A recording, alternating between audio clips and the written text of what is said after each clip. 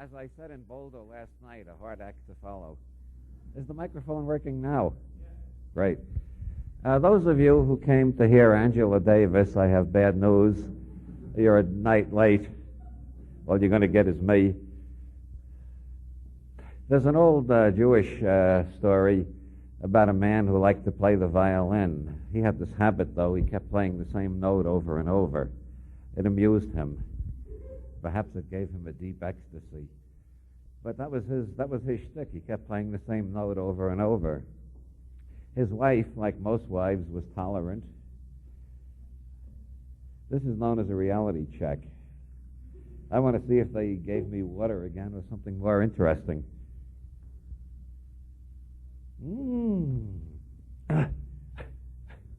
Well, if I can get through that bottle tonight, I'll be doing fine. He played the same note over and over again.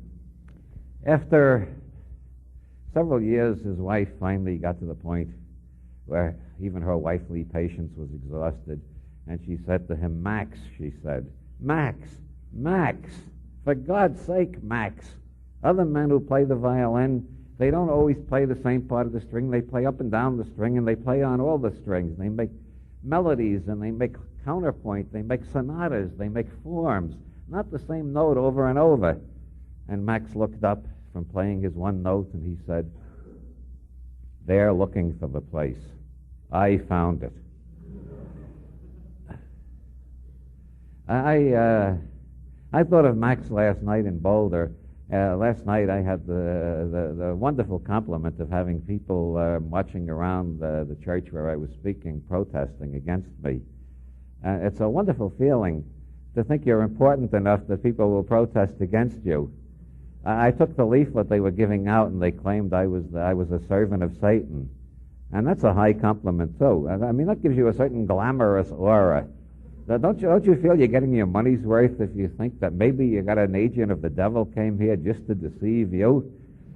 I haven't felt so good since Mae Brussel. Any of you heard of Mae Brussel, or is she strictly a California? Somebody's heard of Mae Brussel. She's the world's leading authority on conspiracies. And she wrote in Conspiracy Digest that I was an agent of the Rockefeller conspiracy. And that's not quite as good as being an agent of the devil, but it's pretty good. I wrote in right away to the next issue confessing that it was true, and my cellar is full of bars of Rockefeller gold stacked from the floor to the ceiling. I thought that would improve my credit rating. Actually, neither Satan nor the Rockefellers have been very eager to recruit me, and so I'm still pretty much on my own. As far as I know, the CIA has a term, useful idiot. Now, that describes somebody who's working for them and doesn't know it. And I find it a very useful yoga to stop at least once a day and ask, am I a useful idiot? You never know. Max, with his one note, reminded me of those chaps protesting in Boulder, because they have one explanation of the universe, and it's the final explanation, and it satisfies them. I call such types Johnny One Note types, after Max and his one note, and after the song Johnny One Note recorded by Judy Garland some years ago. There are many one-note theories around. There's the Marxist theory, which holds that the whole universe was explained when Marx published the last volume of Das Kapital in 1892. There's the objectivist theory, which holds that everything was explained when Ayn Rand published Atlas Shrugged in the early 1950s.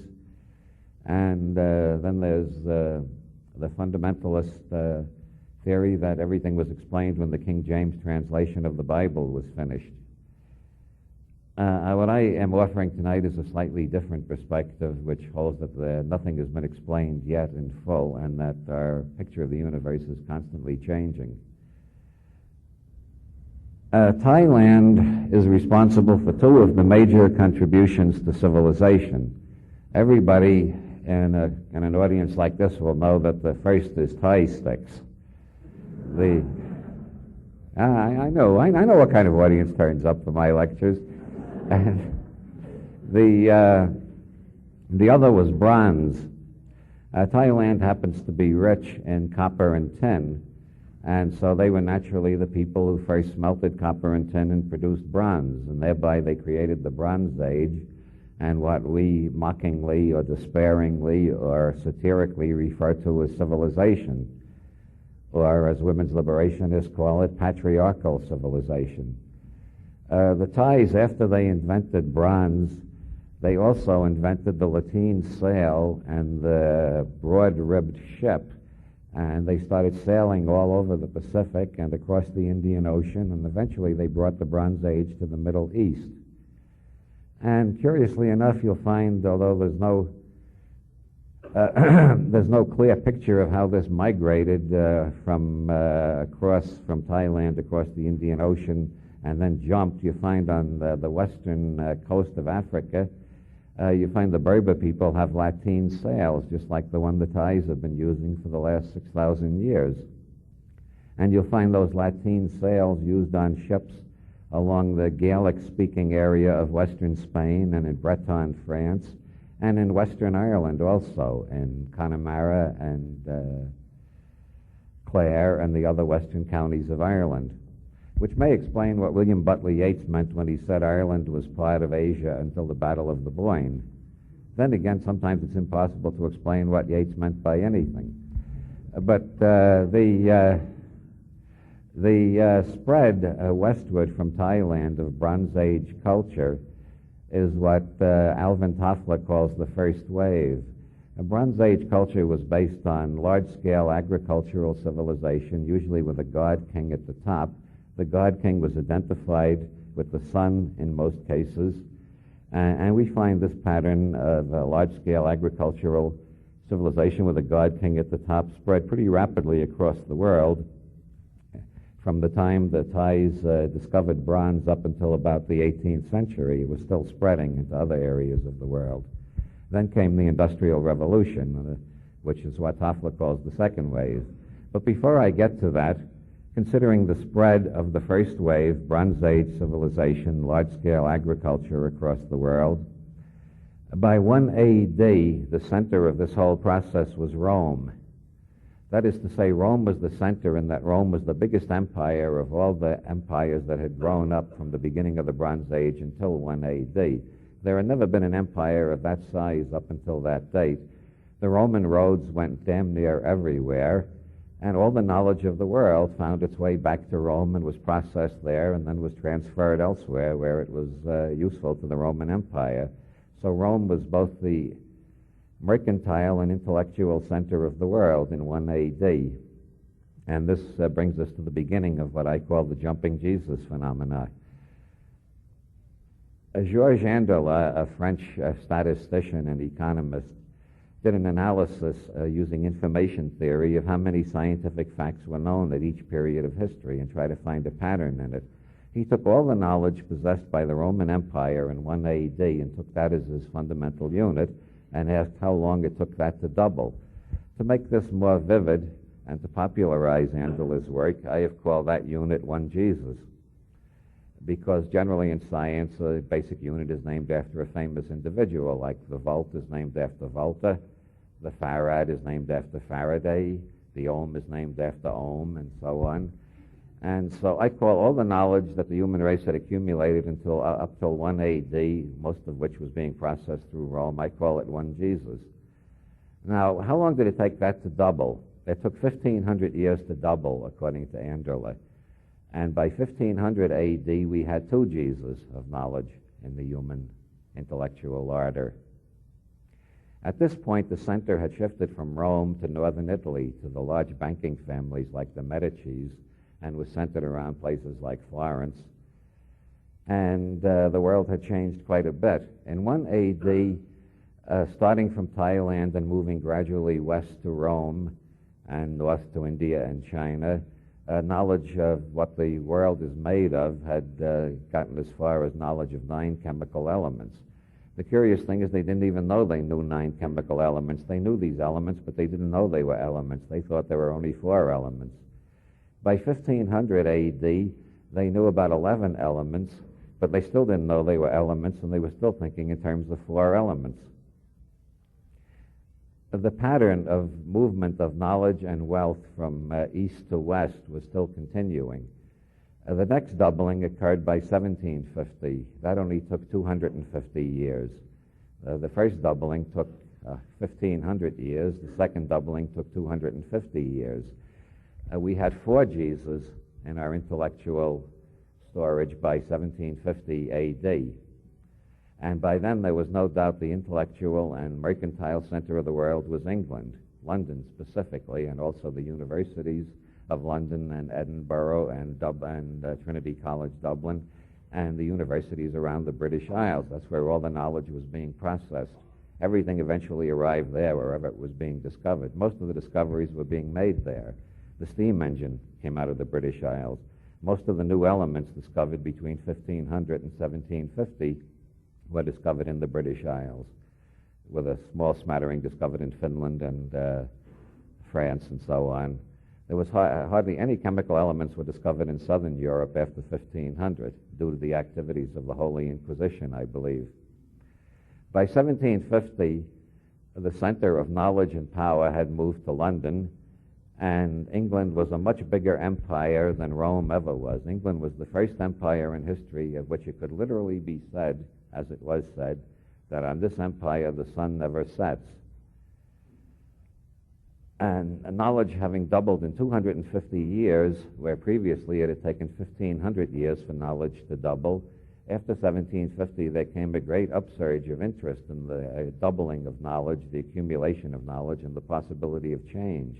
Up until 1750, hardly anybody had thought of change at all, except Heraclitus, who said everything flows and you can't step in the same river twice, and a few other gnomic aphorisms like that.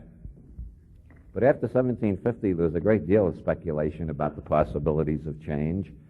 There was so much speculation about the possibilities of change that change started happening rapidly. Shortly after 1750, there was the American Revolution, followed by the French Revolution, followed by the First Mexican Revolution, followed by the Bolivar revolutions all over South America, followed by the uprising of the United Irishmen in 1798. And the spirit of revolution was definitely in the air all over the Western world. And while these political revolutions were occurring and monarchy was in the process of beginning to collapse, another revolution was happening. The Industrial Revolution, ushered in by James Watt's steam engine, which he created in 1765.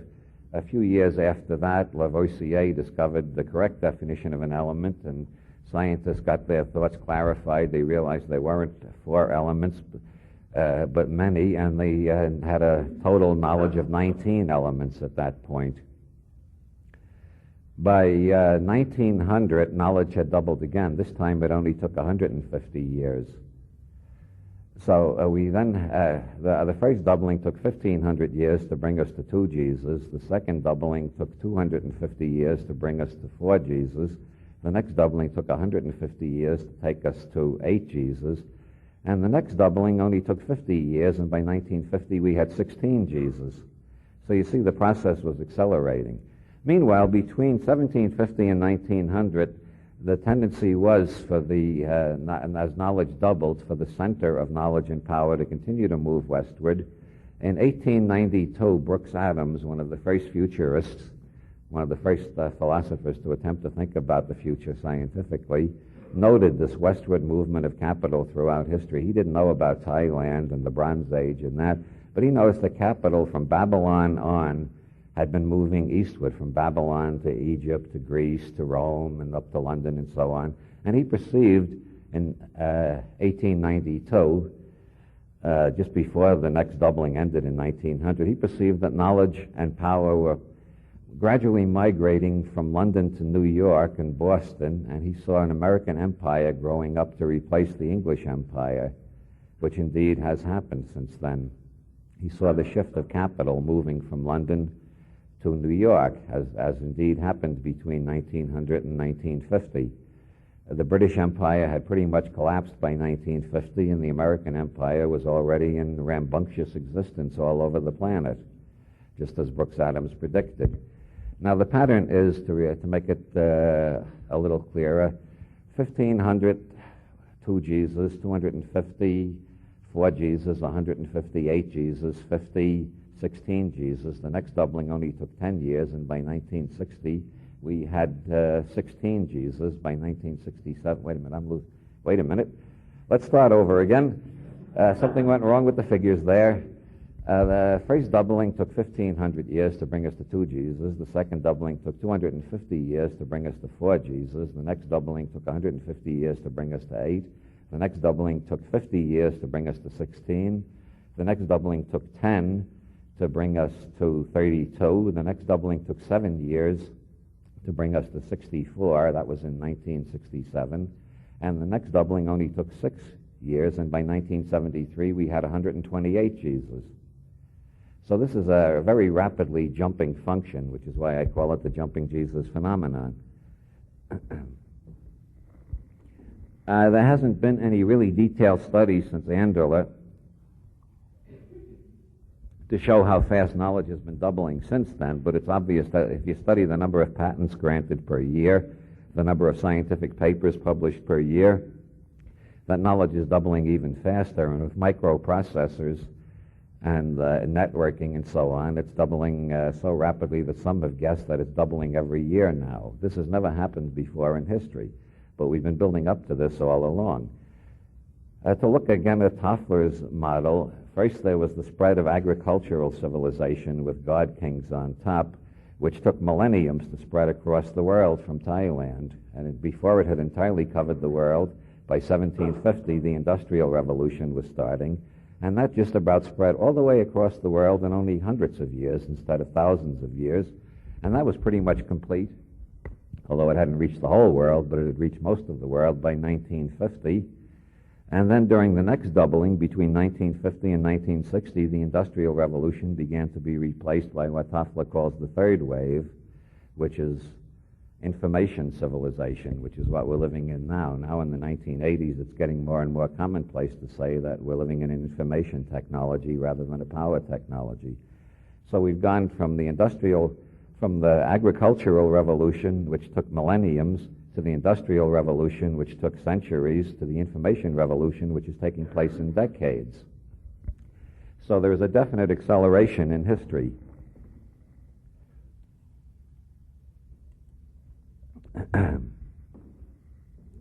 If you look back to earlier stages, you find that it took about 30,000 years to get from the appearance of Homo sapiens to the beginning of the Bronze Age in Thailand. And if you look back to our prototypes or progenitors, you find from the first hominid-type creatures in South Africa, I'm not referring to the present government there, I'm talking about an earlier brand of domesticated primate, the Australopithecines. It took 5 million years to get from the first Australopithecines to Homo sapiens, and it took 30,000 years to get from Homo sapiens to the Bronze Age, and only a couple of thousand years to get from that to the Industrial Revolution, and only a couple of hundred years to get from that to the Information Revolution. Or if you look at it on a bigger scale, it took approximately 4 billion years for evolution to get to the point where we had a Bronze Age and then an Industrial Revolution and now the Computer Revolution.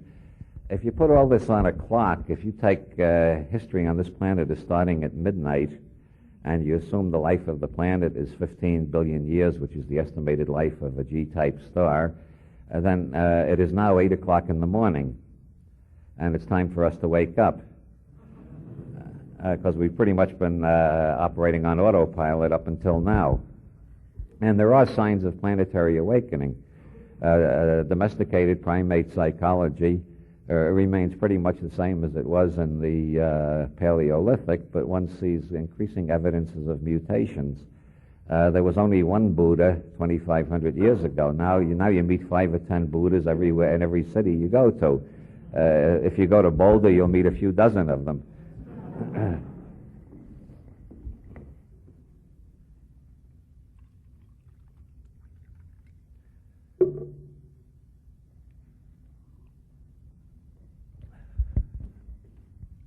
While civilization has been moving gradually westward and knowledge has been doubling, there have always been conflicts between the more westernmost part that's rising, and the more easterly part, which has reached its peak and is ready to decline. This is the usual pattern of the great wars throughout history. They have been between a rising Western power and a declining Eastern power. And as a matter of fact, you find this on a mini scale, too, if you look within American history. The big struggle at the end of the 19th century that involved the Western states versus the Eastern states was about free coinage of silver. Do they teach anything about that in universities at all these days?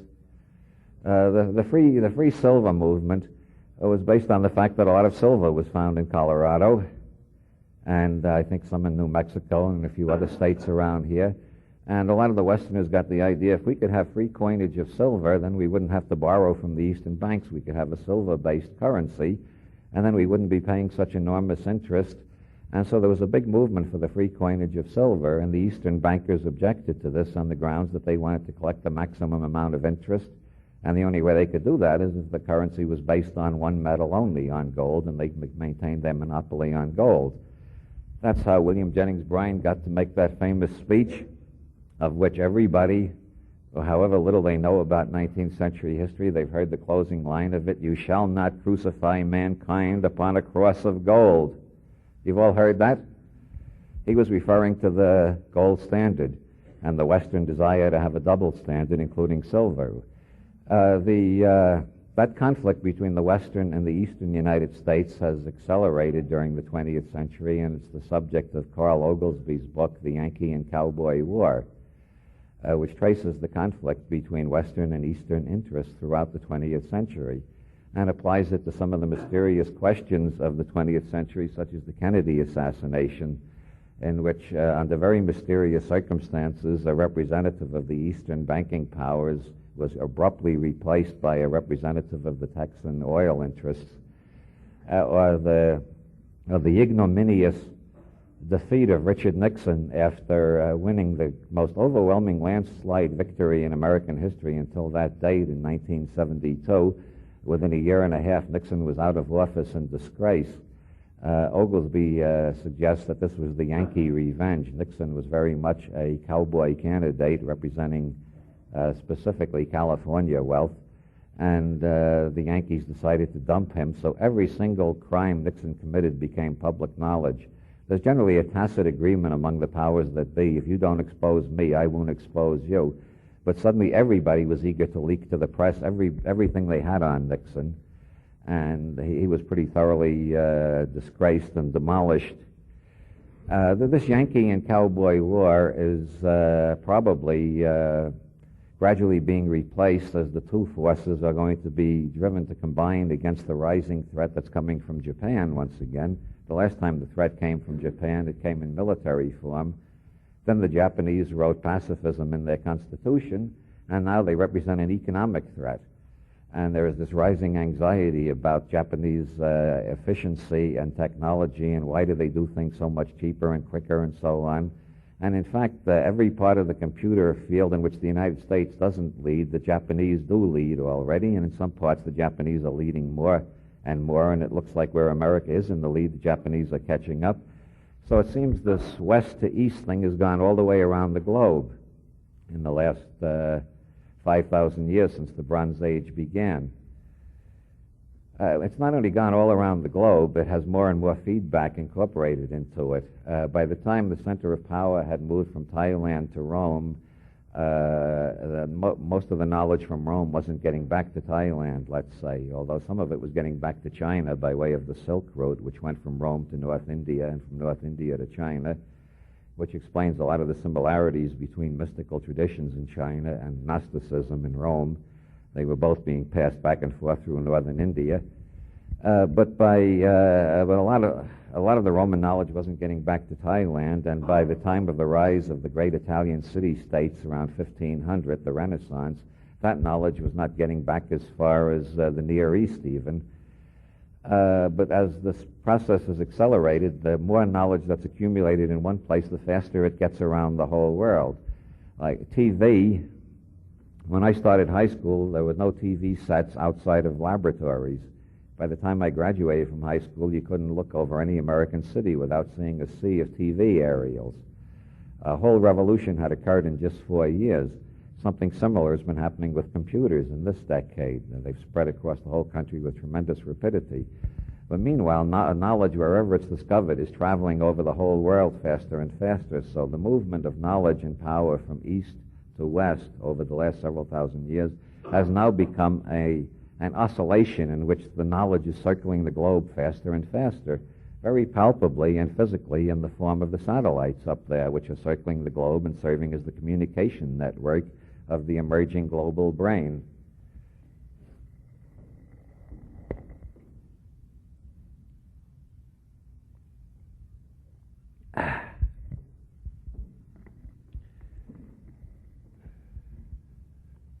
The average mammal is not a caribou. Caribous migrate over thousands of miles every year, but the average mammal looks more like a mouse or a hedgehog. Most mammals are quite small. They live less than 10 years, and they never travel more than 10 miles from the place where they're born. Most mice never get anywhere and never get more than a few miles from where they're born. Most squirrels never go more than a few miles from where they're born. Most human beings throughout history have lived about 30 years and have never gotten more than 10 miles from where they were born. There have always been exceptions. There are Phoenician carvings in Virginia. There's a record of a Chinese philosopher who visited Athens at the time of Plato. There are those Latin sails that found their way from Thailand to Western Ireland. But by and large, most human beings throughout history haven't got any further than 10 miles from where they were born. And they haven't lived more than 30 years. At the time of the French Revolution, average life expectancy in Europe was 27 years. When Engels wrote The Condition of the Working Class in England in the middle of the 19th century, life expectancy among the working class was still under 40 years. It was 37 and a half years. By 1900, life expectancy for the middle classes in the United States was 50 years. It was still lower than that for the working classes. The latest estimate is that in the Western democracies, for all classes, due to welfare and the dole and Social Security and so on, for all classes it has averaged out to 72 and a half years. So we have been traveling further and further throughout history, and lifespan has been getting longer and longer, just as knowledge has been doubling more and more. The general pattern that emerges as one contemplates the structure in history is the pattern that Timothy Leary, with his great skill for Madison Avenue techniques, has put into the slogan SMILE, S-M-I-2-L-E. That means space migration, intelligence increase, and life extension. We have been traveling further and further. Now we're going into space, so space migration is the obvious next step. And a recent poll in Europe showed that 90% of the children in grammar school in Europe expect to go into space when they grow up. I'm sure a similar poll in the United States would get the same result. I read recently that there isn't a single hour of the day, of the 24 hours, in which there aren't people looking at Star Trek somewhere on this planet. Well, all you have to do is say, "Beam me down, Scotty," no matter where you are, and everybody knows what you're referring to. Or all you have to do is make this gesture, and people say, "Live long and prosper," in whatever language they're speaking.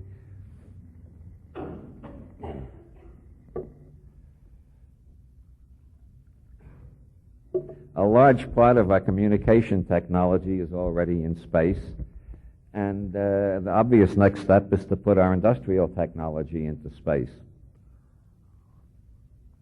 For one thing, as Bucky Fuller pointed out, the nearest naturally occurring nuclear engine to us is 93 million miles away.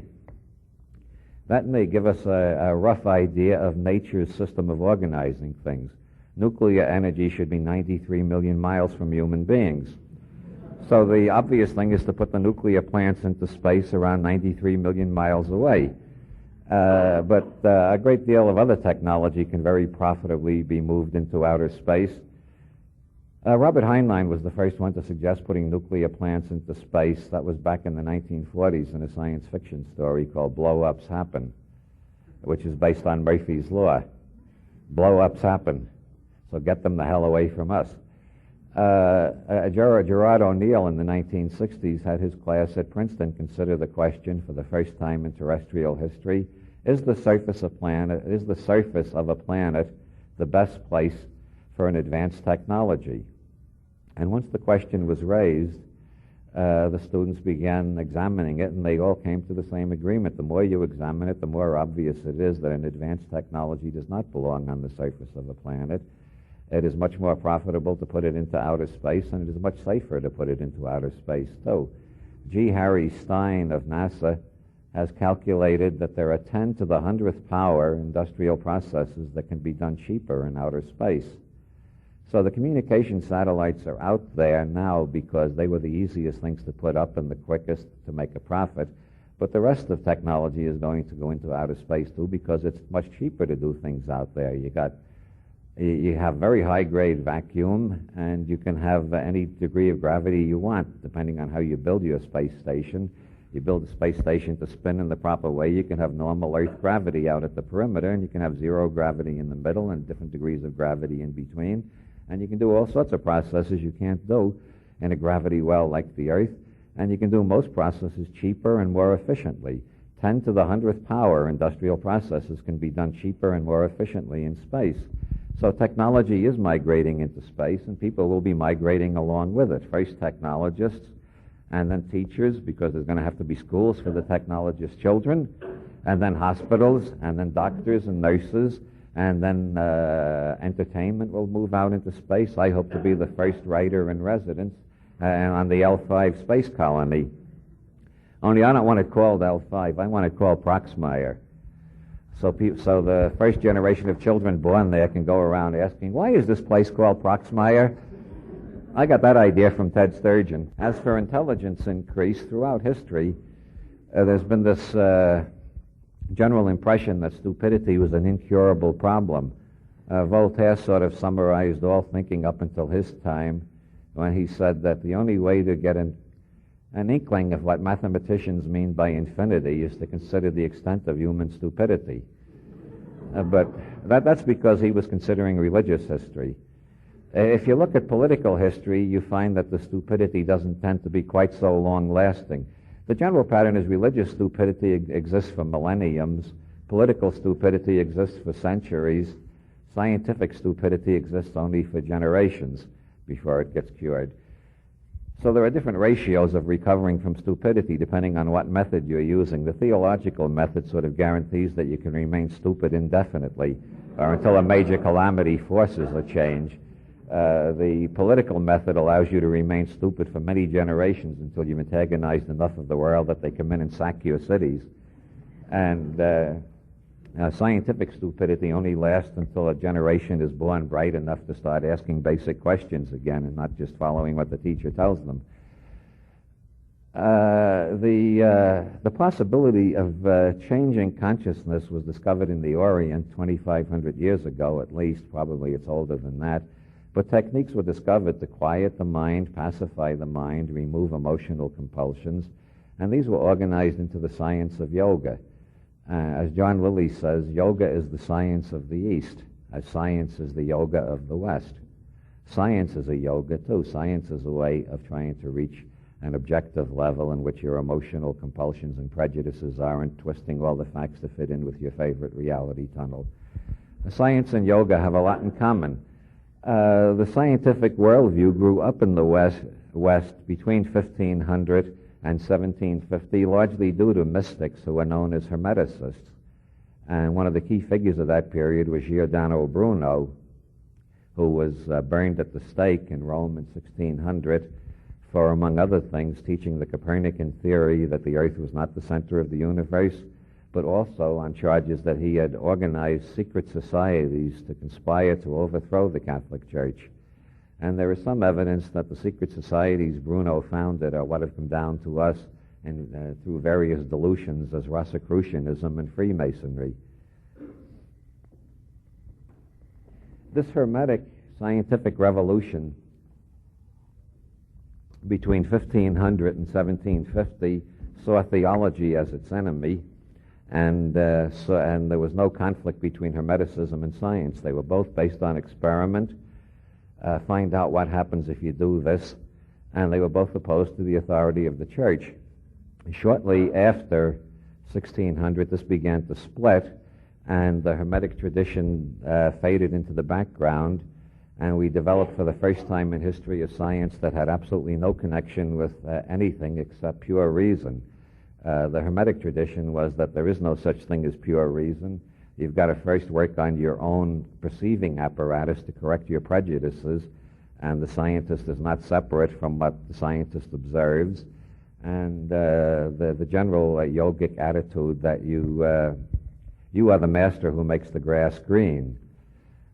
Western science lost that insight, and from Newton onwards, we had the idea that it doesn't matter who you are. If you follow scientific procedure, you'll find the truth. This began to break down after 1900 due to Sigmund Freud, who pointed out that even scientists are human beings and may have neuroses, and that scientific theories may be elaborate rationalizations for neuroses. And the influence of Karl Marx, who pointed out that no matter what you're theorizing about, it's a mirror of your economic status and what your economic goals are. And then anthropologists started coming back with reports about alternative reality tunnels, showing that no matter what reality tunnel you live in, the world will organize itself in your perceptions to be compatible with that reality tunnel. So science began to have data to look at science itself critically. This is what I think I squared really means. I don't think Leary understands the full meaning of the symbol he created. I squared means intelligence looking at intelligence. That's how intelligence increases, when intelligence looks at intelligence and criticizes intelligence. And so due to psychoanalysis and anthropology and Marxism and various other shocks, we got to the point where we could look at science and say science is the product of people. People are doing this, and their prejudices are getting into it. And it's not just enough to say I will be objective. You've got to learn to change yourself from the inside out before you can even begin to approximate toward objectivity. How do you do that? Well, that was a hard one, and it took a while to begin to find answers to that. Wilhelm Reich pointed out that scientists can be so armored that they literally will not perceive what's in front of them. Reich used as a motto in several of his books, what is hardest of all? That which seems easiest of all, to see what is in front of your nose. The big change overcame when Albert Hoffman went for a bicycle ride one day. After experimenting with ergot derivatives, I see that some people recognize St. Albert's name. And Albert Hoffman, after accidentally ingesting LSD, went through a profound experience, which in 1942, which he did not put into words until 1982. It took him 40 years. Well, he was educated as a classical chemist with a classical scientific background, and assumed that there was such a thing as an objective observer and so on. So it took him 40 years to figure out what LSD meant. And in 1982, he wrote an essay on the 40th anniversary of the discovery of LSD, in which he says, the main thing I've learned from LSD is that there is no objective reality separate from us. All there are the realities that our nervous systems construct out of the signals they receive. This became obvious to others due to the things that were happening in quantum physics from 1900 on. In the doubling of knowledge between 1900 and 1950, physicists discovered that the atomic world is just not describable in terms of Aristotelian logic. For one thing, you can't describe anything on the quantum level accurately unless you include the observer in your picture. So quantum physics turned out to be saying exactly the same thing that the psychedelic revolution was saying, that there is no objective reality separate from us. All we know is the reality that we are co-creators of, the reality perceived, conceived, created, put together by our nervous systems.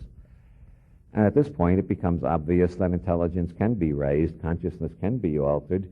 Nothing is static. All we've got to do is learn how to change our nervous systems, and we can go to wider and wider reality tunnels and bigger levels of perception and so on. And so there was a great deal of drug research, and a lot of people were getting a lot of radical ideas, and so the government made it illegal, which is the natural thing to do if you're a politician. The last thing you want is intelligence increase. So then some others started saying, well, okay, they won't let us investigate drugs, but now that we know it's possible to change consciousness, let's see the other techniques that they will let us investigate. So they started investigating yoga with scientific equipment and discovering what goes on in the various yogic states. And pretty soon they know which type of brain waves are associated with which type of consciousness. And then the next step was to figure out how to change the brain waves. And so we had biofeedback. And then you could accelerate the yogic process by a factor of hundreds, where we could take 7 years of traditional practice and traditional yoga to get to certain states. With biofeedback, you could do it in a few weeks. Now we've got to the state where we've got the pulse star, invented by Mike Hercules in Boulder, which uses biofeedback in reverse, so to speak. You attach pulse star to your head with the electrodes, turn it to the brain wave you want, and it adjusts your brain waves to that level. So you can go into deep meditation in 2 seconds. It doesn't even take a couple of weeks practice like biofeedback does. And then there have been researches in electrical brain stimulation. And meanwhile, there were researches in drugs the government hadn't forbidden yet, and along came XTC. And psychiatrists all over the country were curing damn near everything with it. And there was wild enthusiasm, and the 60s started to be repeated all over again, so the government made that illegal too. Meanwhile, we are learning more and more about how these various techniques work and different approaches to them. There are flotation tanks in almost every large American city now. On this tour, I have seen flotation tanks virtually every place I have gone. I'm sure there are lots of flotation tanks in Denver right now. Am I right? Yeah. And that hasn't been made illegal yet.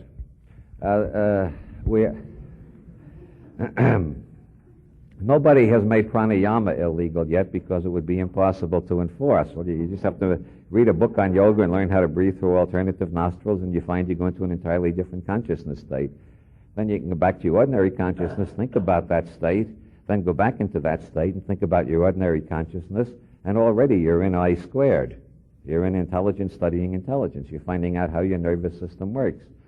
So with each decade since the 1960s, we are moving more and more to the place where we can change our nervous systems, change reality tunnels, and make bigger and bigger reality tunnels. Once you look down at your reality tunnel, whether your reality tunnel is Ohio Methodist or New York Jewish or Marin County hippie or Tokyo capitalist Zen Buddhist or Iranian Muslim fundamentalist, once you get to the level where you're outside your reality tunnel looking down at it, you can compare reality tunnels, and then you're on a higher level of intelligence already, because you're no longer a conditioned mechanism just following the reality tunnel that was accidentally imprinted or conditioned, and you can start choosing between reality tunnels. So, as human lifespan has been increasing from the beginning, and now we're learning how to change intelligence too, it should not come as a big shock that there are a lot of researchers saying, how far can human lifespan be extended? Nobody knows, because the research is just in its infancy, but already there have been spectacular successes with experimental animals. The age of experimental rats has been doubled in one experiment. The age of fish has been tripled in another experiment. There have been quite a few experiments of this sort reported in the last several years. Now there are books out like Dirk Pearson's book on life extension, which gives you all the latest up-to-date data on what you can do to extend your life.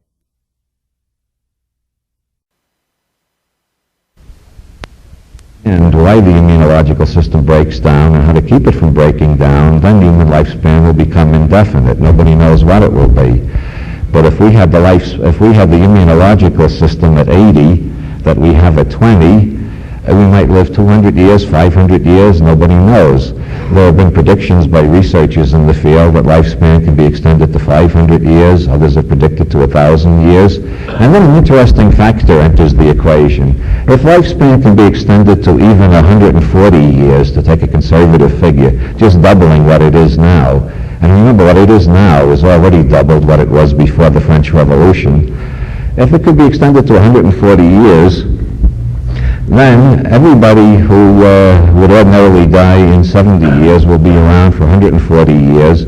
That means in the case of most of us we'll be around for over 100 years more of scientific investigation into longevity. With 100 years more investigation, who knows what breakthroughs could happen. Maybe we will learn how to transfer consciousness into silicon. If we can find a way to translate the structure of my brain into silicon chips, then my consciousness would be in the silicon chips, and since silicon is potentially immortal, I would be immortal. Is that science fiction? Well, the atom bomb was science fiction once. I remember when I was in high school, I remember a lot of experts saying we'd never be able to reach the moon. And I remember other experts saying, oh, we can reach the moon, but it will take at least 100 years. And so if you look at the longevity revolution from either a radical or a conservative perspective, you look at it radically, nobody knows what we might do by the year 2000, since knowledge is accelerating faster all the time. Look at it conservatively and say that all we're going to do is increase lifespan to maybe twice what it is now. That means we'll be living through so much more history and so many more breakthroughs that we have no idea how far it can be extended. It is quite thinkable that there are people in this audience right now who will never die. That's a statement that could never be made before in history. So, as we are moving off the planet and going into space, and lifespan is extending and we're learning how to change our consciousness, we are becoming an entirely different species. But that shouldn't be too much of a shock. We became an entirely different species in the way we behave, the way we related to one another, and in our whole cosmology when we graduated from being hunters and gatherers to the stage of the first Bronze Age agricultural civilizations. And we went through an equally astounding metamorphoses when we went from the agricultural age to the industrial age. And we're already in the process of a tremendous change now as we're going into the computer age. Nobody quite knows where it's taking us, except it's taking us to entirely new dimensions of organization and possibility. Going back to the first amoeboid creatures in the ocean and their path up to the amphibians and on to the saurians and onwards to the mammals. It has taken 4.5 billion years to get where we are now, but we're moving faster all the time. The direction of evolution seems very likely to be that life is moving to the position where it will be omnipotent, where life can do anything it wishes to do. And in general, you can see that even on the surface of a primitive planet like this. From the time life started here, it has spread itself all over the planet, taking whatever form it has to take to adapt to any condition. Life has gotten to the top of the Himalayas. There are life forms up there. Life has gotten to Little America. Look at the sidewalk closely when you're taking a walk, and you see little bits of grass coming up between the cracks. Life has found a way to break through the concrete. Life seems to have a tremendous Dionysian exuberance about it, what Nietzsche called the will to power. And life seems to be aiming at nothing less than the attainment of divinity. We are in the process, we are part of the process of evolution from amoebas to cosmic immortals. What are cosmic immortals? Cosmic immortals are creatures who live anywhere in the universe they damn well please, travel as fast as they want to, and never die. That's the old-fashioned, that's the idea of a god.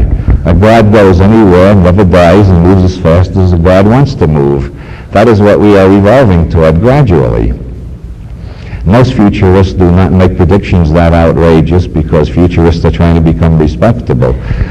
Those of you who heard me in Boulder last night know that I have no desire to become respectable. I am in a much more dangerous business than that. I am trying to provoke new thoughts. I have just given you an outline of history and a projection forward of where I think it's going. That is my reality tunnel. That is the way I put the facts together. Anybody here can put the facts together and make a different gestalt out of them, a different reality tunnel, and make different projections. As a matter of fact, the Club of Rome is a group of Italian futurists who are very good at examining the trajectories of history and concluding that in 10 years everything is going to go smash and all civilization will collapse entirely. Since we don't know what the future is until the future gets at us, and the future only comes at us one day at a time, which gives us a chance to adjust to it. Imagine if it arrived a year at a time. Fortunately, we only have to deal with it one day at a time. Since nobody knows what it's going to be, it seems that it is one of those areas which in sociology is known as the area of self-fulfilling prophecy. If people have a definite belief about what the future is going to be, that tends to produce that type of future. On the individual level, if you decide I can't pass the examination, you won't study. Why bother studying if you know you can't pass? So that'll be a self-fulfilling prophecy. You'll fail the examination. If you think they wouldn't hire me for a job like that, you won't go in for the job interview. On the other hand, somebody who thinks, I'm just right for that job, and I'll make them realize it, because then he gets the job. So a great many things are created by self-fulfilling prophecies. So I think the Club of Rome, by creating this prophecy that the whole of civilization is going to collapse in 10 years and we're going to be wrecked and we'll have no energy and we'll be back in the Dark Ages, they have created a momentum which can very well lead to that conclusion. I think by the same token, the kind of optimistic future scenario that I've been outlining can also be a self-fulfilling prophecy. If a lot of people think, yeah, I would like to live indefinitely, maybe you're not ready for immortality yet. Maybe the thought is metaphysically staggering. But if you think, yeah, I'd like to live a couple of 100 years. I don't want to die when I'm only 70, just starting to figure things out. And you think, yeah, I would like to get smarter. And yes, I would like to travel across galaxies like Captain Kirk. If you get excited by visions like that, and if enough people get excited by visions like that, and if you see far off ahead of those visions the evolution to cosmic immortality, then that too can become a self-fulfilling prophecy. It may have been innate in evolution from the beginning, or it may just have been invented by Nietzsche and a few other philosophers since Nietzsche, but it is possible. And the more people who are excited about it and believe in it and put their energy in it, the more likely it is to happen.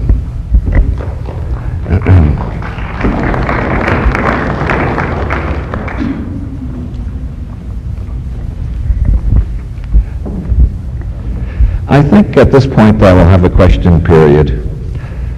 I wish some of the fundamentalists showed up tonight. They could announce that this is Satan that you hear speaking to you. This is obviously an anti-Christian message. It doesn't say anything about hell, sin, damnation, doom, or anything like that. So I must be serving the dark one. But they're not here. Is there anybody else who has any interesting objections to raise to this kind of fantasy? Does anybody have any questions then? Yes? It seems to me that some of the apparent increase in lifespan is an illusion caused by the reduction in child mortality. What is the actual change in lifespan of people who reach the age of 10 from then on? Because, there was a time when something like 6 out of 10 kids died before they reached the age of 5. Mm-hmm. It's no longer around. Yeah, but that is part of the explanation of the average life expectancy increasing, but it's not the whole explanation, because if you read books about, say, the 18th century, you will see that not only were a lot of kids dying very young, but people were dying in their 20s all the time, because smallpox came around every couple of years, and that killed off about half the population. Then they'd start to recover, and back would come the smallpox again, or another type of plague, cholera or one thing or another.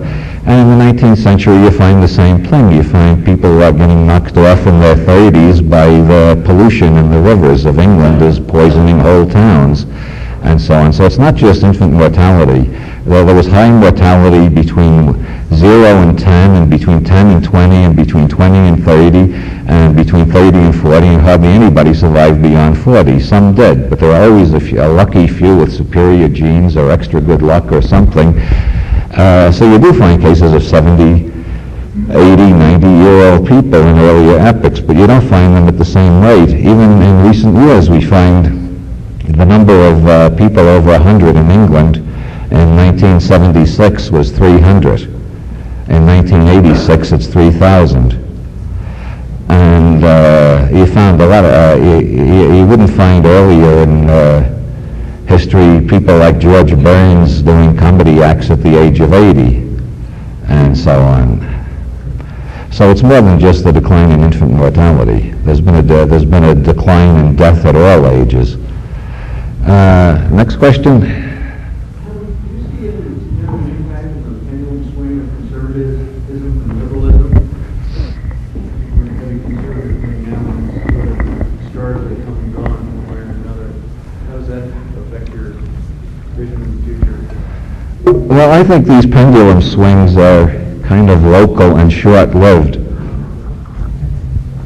If you look at the pattern that I've been talking about, the doubling of knowledge, if you look at history from 1750 to the present, you got these pendulum swings of liberalism and conservatism, but the overall pattern has been one of increasing lifespan, increasing literacy throughout the Western world and then throughout the Third World too in the last couple of decades, in increasing optimism through most parts of the population. Surveys show that Americans have very little faith in their government these days, And people who only register that, who only ask that question in polls, say, well, everybody is cynical and disillusioned.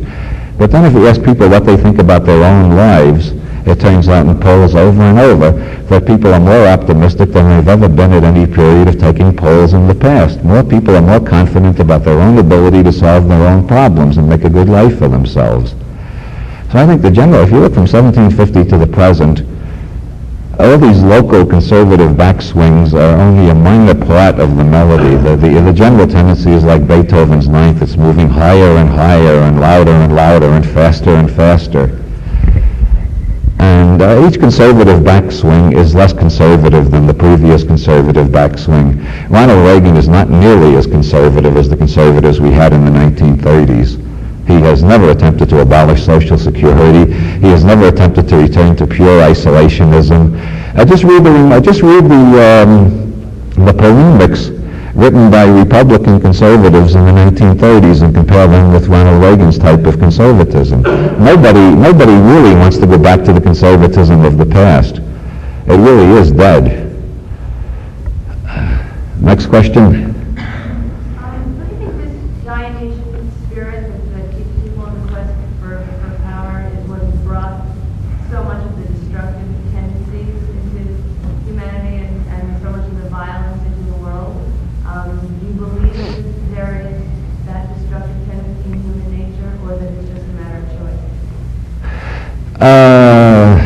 The Dionysian,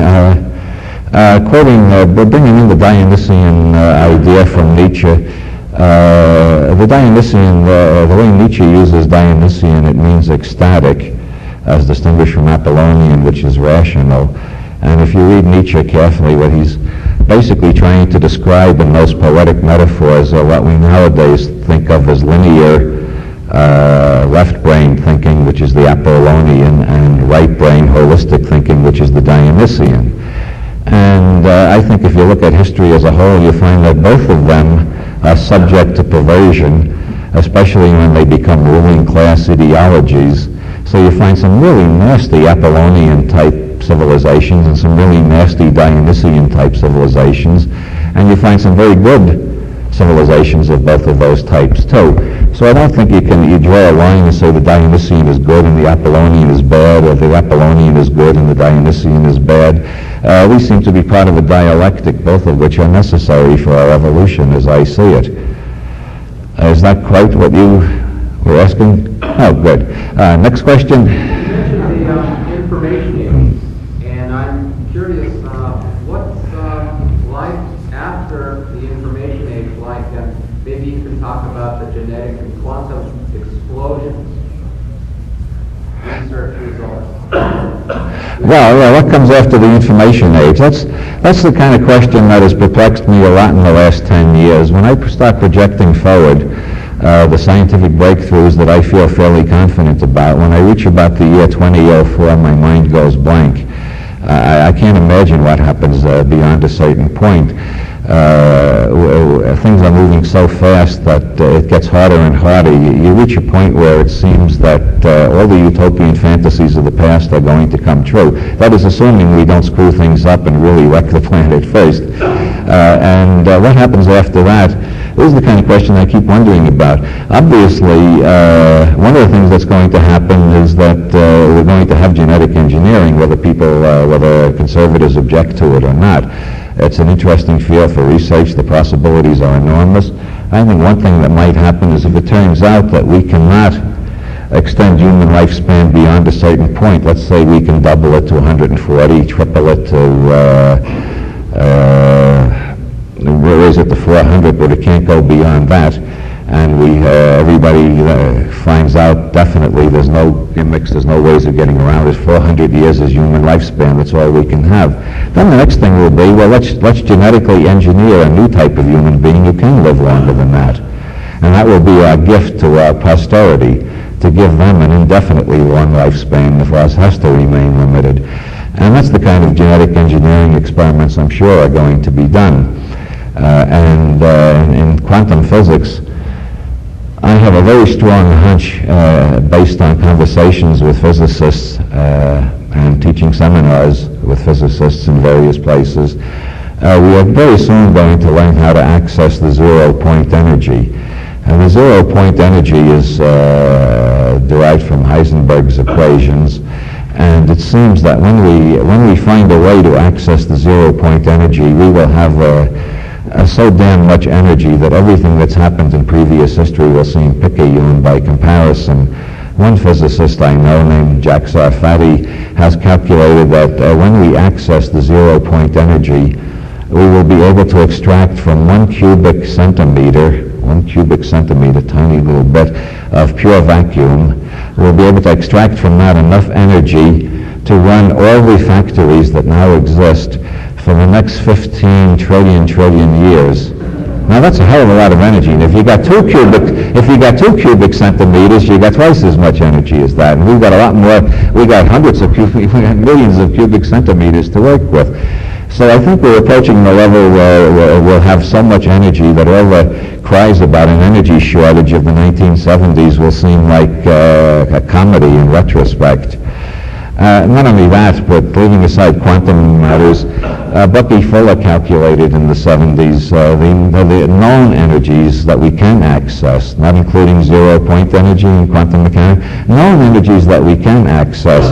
If you add them all up, it turns out that we're now accessing less than 1/4 of 100th of 1% of all of those energies. 99.999975% of all the available energy on this planet is not being used at present. Mostly because the people who have the economic clout can't see a way to make a profit out of accessing those energies. Carl Hess has a solar-powered house in Virginia, but the monopolies keep putting ads in the papers and magazines telling us we can't have solar power yet. It'll take 40 years more of research. The reason they're doing that is it will take 40 years more of research for them to figure out how to put a meter between the sun and us so they can charge us for it. And so most of the energy available is not being used yet. It will be used when the petroleum starts running out and people are really desperate. Yes, your question. I just wanted to comment on the Dionysian thing. It seems to me that that warfare has had a great impact on our Chinese species. 1990, World War I and II brought us into flight, and to an extent brought us into space, mechanized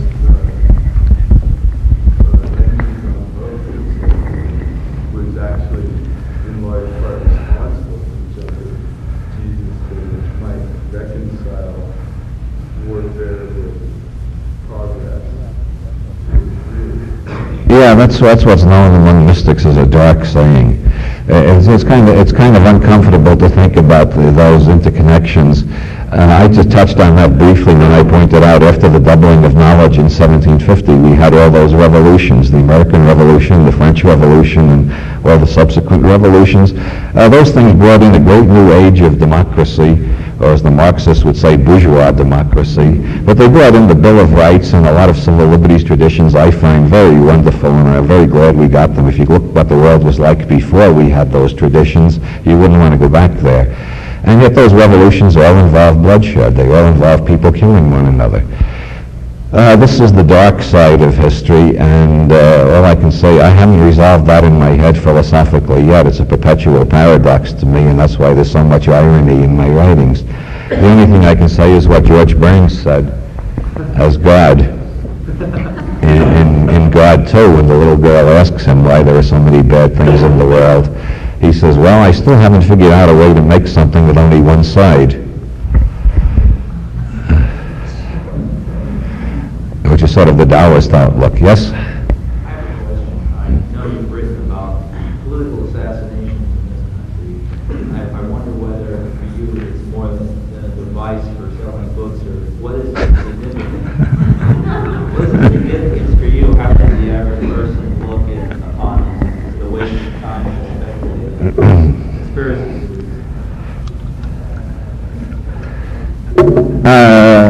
A device for selling books. Like all writers, I am eager to sell my books. But whenever people say, do you do this just to sell books, I get this weird feeling that, Jesus, I wish I knew how to sell books. I mean, if I really knew how to sell books, I'd be a lot richer than I am. No, I don't do anything to sell books. I hope my books will sell, but while I'm writing the books, I'm carried along by other processes that involve the two sides of the brain working together in the conscious and the unconscious, and I never know what's going to come out until it's finished. That's what's known as the creative process. If you knew what you were doing, it wouldn't be creative. It would just be rote work. One of the reasons I write about conspiracy so much is because I am interested in different levels of thinking, and I have observed that many people don't know the difference between an assertion and an argument. And so I have written my books using conspiracy theories and other gimmicks to make clear the difference between an assertion and an argument. So that if you accept things as assertions and you turn the pages, you find a little bit later they're just assertions. There's no evidence for them whatsoever. I would like the readers of my books to come out, if they read enough of them, with a clear idea of what's an assertion and what's an argument, and then beyond that, if they can see the difference between a legal argument and a philosophical argument, they will have gone a little further. And if they can see the difference between a scientific argument and a philosophical argument, they will have gone a little further. And then when they can distinguish between a scientific proof, a philosophical proof, a legal proof, and a bland assertion like "God told me to tell you," then they will have achieved a certain increase in intelligence, and I will feel proud of my work. And that's what I'm trying to do in bringing up controversial subjects, is teach people to look at controversial subjects in a clear way. Professional conspiracy buffs, they put together 10 statements on a page. One of them may have some validity. The others are pure assertion, and they get away with this because most people don't know how to tell an assertion from an argument. Every lawyer knows this. You get people in court and you try to restrict them to plain facts, and they think the judge and the lawyers are conspiring against them because they can't insert all their prejudices into the record like they're accustomed to doing in ordinary conversation. Not that the legal system is a model of clarity, but most people aren't even equipped to deal with that. If they try to deal with scientific questions, they'd be even more aghast. Most people just have no concept of how foggy their own thinking is and how much emotionalism and prejudice is leading them around all the time. And I do find it appalling.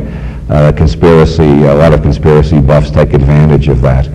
I lived through the McCarthy era, and one of my friends was in the 1960s accused of being involved in the Kennedy assassination, and he went crazy because of that.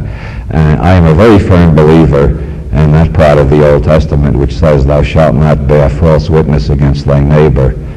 And I have a real repugnance for people who make wild and reckless charges. So that's why I keep coming back to conspiracy theories. Next question. Question about what would you call the next step after the information age? And I would like to suggest that you call it the choice age, the age of choice, because that we get to a point where our bodies aren't that important and we're able to just choose the reality that we want. So everything else becomes rather irrelevant. The second thing I wanted to say has to do with medicine. And I'd like you to talk about the future of medicine for a little while, if you would, because I see a change in paradigm coming that has to do with medicine that is, what are you looking for? I was wondering if there was a chair up here. Medicine, if we... I'll sit here. My question was about medicine and health. In the past, doctors have tried to make us well, and we've waited around for them to do that. In the future, I think we will just change our own lives and start approaching our own health and let doctors just go do their own thing. Well, my first comment on that is, as I said earlier, scientists are human beings too.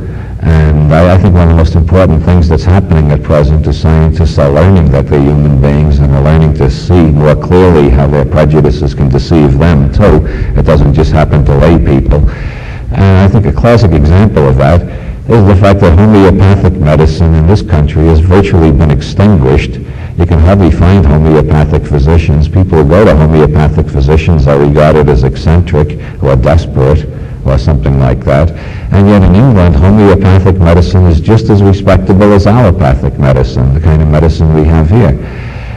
Why is it in one country you have one type of medicine, allopathic, and in England you got a choice. You can use either allopathic or homeopathic, and it's not considered weird. This happens to be a historical accident. It happened because the royal family happened to believe in homeopathic medicine, so the allopathic doctors could not conspire to make that look like a crank movement and drive it underground as they did with homeopathic medicine here. And the same thing is happening, for years we believed the Orient was backwards compared to us, so nobody studied Chinese medicine. Now acupuncture and many other types of Chinese medicine are becoming better known. So I think as far as the paradigm changing, the change has already started to happen, and it's going to happen faster. People are getting more open-minded and more willing to try alternatives, and that's going to force the medical profession itself to become more open-minded, or they're going to lose more and more clients. More and more people tend to go to herbalists or body workers or postural integration therapists or try alternatives, and it quite often makes a lot of sense.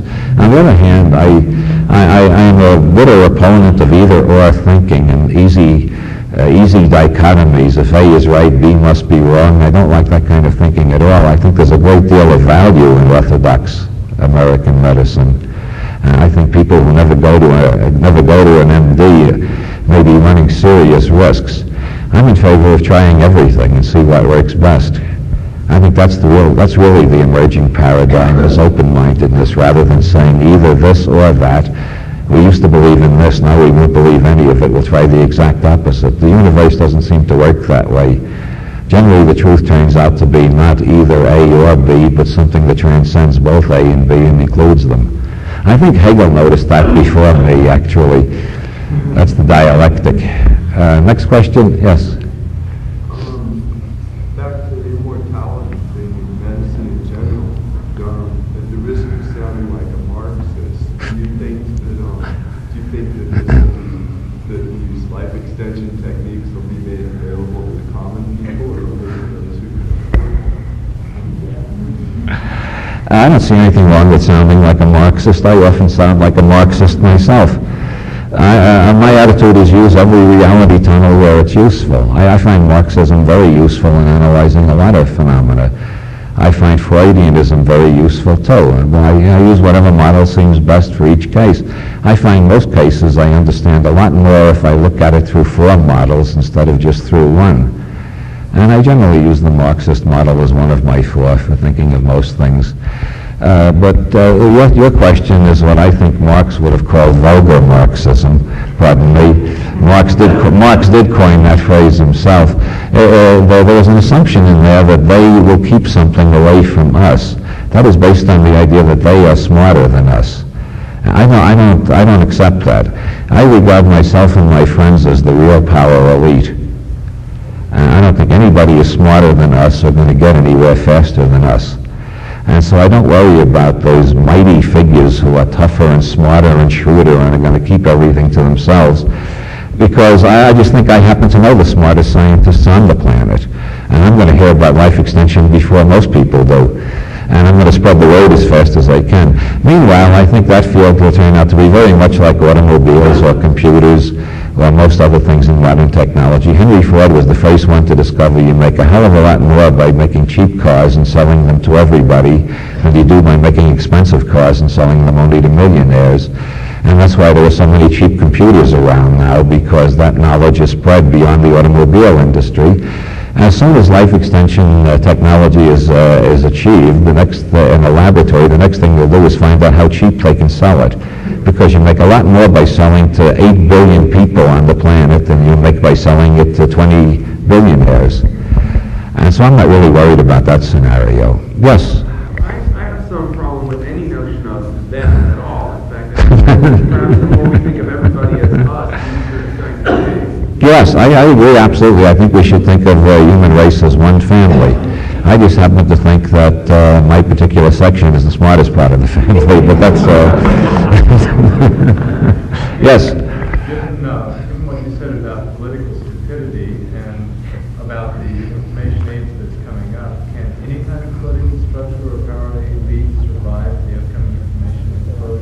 Well, I don't think so. I think they're all going to collapse. I don't know what's going to replace them. I'm still working on that problem. But it seems to me every existing political system and every existing political theory is based on assumptions that are, well, some of them go back 2,000 years, some of them go back 6,000 years, some of them go back to when America was an agricultural nation before the invention of the automobile. There are hardly any political theories that are contemporary with 1986. The people who are trying to think of a political theory contemporary with 1986, like Marilyn Ferguson and FMS Fandieri, come up with wild scenarios which I don't think are going to be anything like what will emerge. I think what will emerge will be a synergetic product that astonishes all of us. But it will be much more libertarian than anything we've had in the past. For two reasons. People are getting well literate all over the world. No, more than two reasons. Literacy is spreading faster and faster. There are more and more university graduates everywhere. It's happening, in the United States, 4% were university graduates in 1900. Now it's around 60%. And the same thing is happening in the rest of the world at a slower rate. Literacy is spreading into all the parts of the third world where everybody was illiterate 20 years ago. You got increasing literacy. So we're getting more and more literacy, more and more education, more and more communication, and at the same time, these Jeffersonian 18th century ideas are getting around more and more, and the consciousness revolution, modern psychology, the I-squared function, learning how to change your own nervous system, is getting around more and more. So you're getting more and more people who demand the right to choose and demand options and choices and demand not to be given orders all the time. And so I think the authoritarian structures will find it harder and harder to govern the people of the future. They just won't know how to control the population of the year 2010. By 2010, I think the human race will be ungovernable. At the point where government breaks down, the only alternative to chaos is intelligent negotiation. And if you look up the entry under my name and who's who, when nowadays they allow you to add a philosophical comment after your biography, my philosophical comment is, let us all study the art of negotiation. I think that's the most important art to learn for the future, because less and less will be decided by force, more and more will be decided by negotiation. We should all learn to be good negotiators. Next question.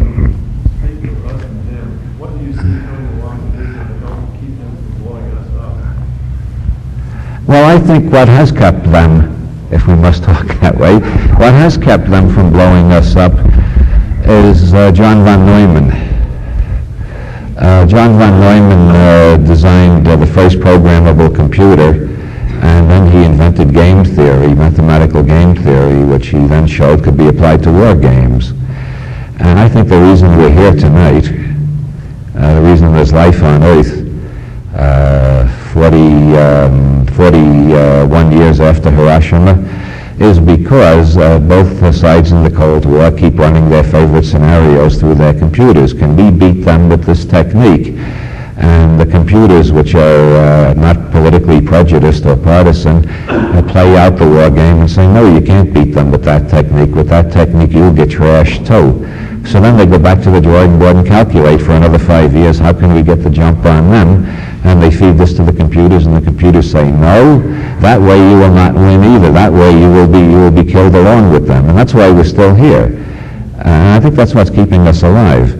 Though the more they analyze war games with scientific techniques, the more they realize what Einstein and Bertrand Russell and all 12 intelligent people on the planet realized in 1945, which is that there are no winners in a nuclear war.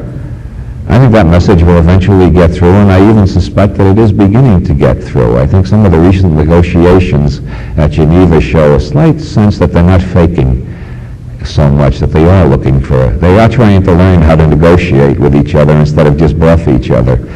Maybe I'm being over-optimistic. I'm often accused of that. Next question. Do you know what's happened to that software that Timothy Leary was co-authoring, he said last year? Yeah, I heard it would be out in November. The latest news I heard was that it would be out in March. This is March 1st. Keep inquiring at your computer store. That's all I can say. What was the other question? I don't know about that. I haven't heard about that. I saw a great tarot deck by Salvador Dali recently, though. Any of you who are into collecting tarot decks, some people do that as a hobby, make sure you get the Dali deck. It's one of the most mind-blowing. I'm not being paid a commission by the Salvador Dali estate. That's an unsolicited testimonial. Next question. Do you have any thoughts on the Hopi prophecies? The Hopi prophecies? No, I don't know. One is that we have disrupted a basic order by taking rocks from the moon, and that we are doomed unless we return them to the moon. And the other one is that a container full of death will fall from the sky and cause the oceans to boil. Well, I don't know anything about the Hopi prophecies.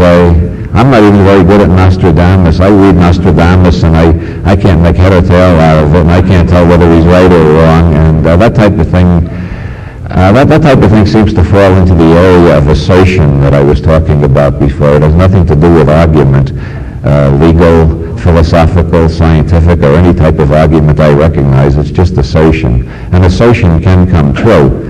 If I assert I am going to leave here and have a drink very soon, I can make that assertion come true, but that's not an argument. And an assertion can come true, but nobody knows until it does come true. I may decide not to leave here and have a drink. I may decide to leave here and have a cup of coffee. Assertions you can't say anything about. It's a question of take it or leave it. You can't prove them or disprove them. So I don't know. Well, I'll see.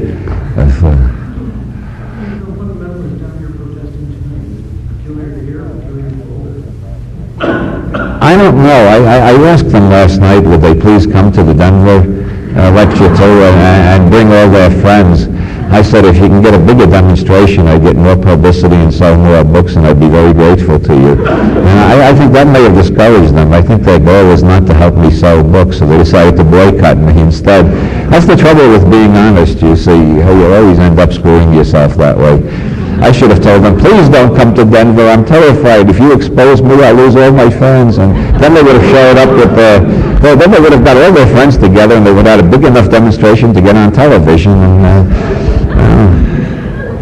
And next question, yes, back there. How do you answer those people who say that maybe it's premature for us to spend so much on space exploration when we really haven't learned how to live on this planet yet, in terms of desertification and erosion and more species becoming extinct? So we really haven't learned how to live on this planet. Why we Well, I don't think, I think that's based on a false dichotomy. We've already got part of our technology in outer space right now. And the idea that leaving the planet means leaving the planet is oversimplified. How many people are going to leave the planet perpetually? I think in the next 40 years, a lot of people will be living and working in space part-time, but they'll probably return to the planet. The idea that it's like saying, why leave Europe and go to the United States on a lecture tour? Shouldn't you solve the problems of Europe first? I do everything I can to solve the problems of Europe. I lecture wherever they ask me to lecture over there. But I don't feel I'm deserting Europe when I spend a few weeks visiting the United States. I don't think Europe and the United States are that far separate. They're part of one system, and I don't think Earth is that separate from the rest of the solar system. It's part of one system. And the idea that leaving Earth means abandoning Earth, actually leaving Earth to use interplanetary technology will benefit Earth tremendously by bringing us cheaper power, more power. You can, in Colorado, you got all the sunlight you need for solar power, but in a place like Ireland, solar power is totally a lost cause there because it's damp and rainy most of the year. But Ireland can have as much solar power as Colorado if it's beamed down from outer space. And I really think that the surface of a planet is not the best place for growing technology. Technology gets increasingly risky, and it should be moved away from human beings. If we got to have it on this planet, which I don't think we do, but if we did have to keep technology on this planet, I think there should be laws that the people who own the factories have to live within half a block of the factories. I think if everybody who owns shares in atomic energy plants had to live in a circle around the atomic energy plants, then they might be a lot more careful. But meanwhile, I think it's much safer to move heavy technology off the planet entirely. And that would give the planet a chance to become one great big nature park, which I think would be beautiful.